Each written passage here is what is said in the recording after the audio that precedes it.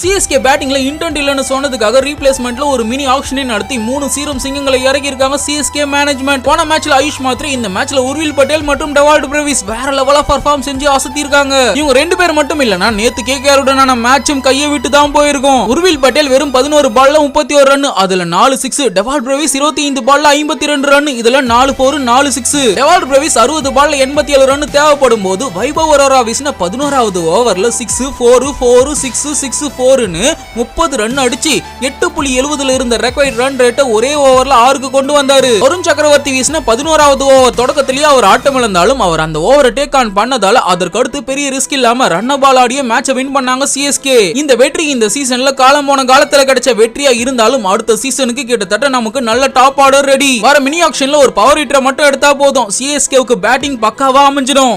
இப்படி ஒரு ஆழமான நம்பிக்கையுடன் வரும் 2026 கான்ஃபிடன்ட்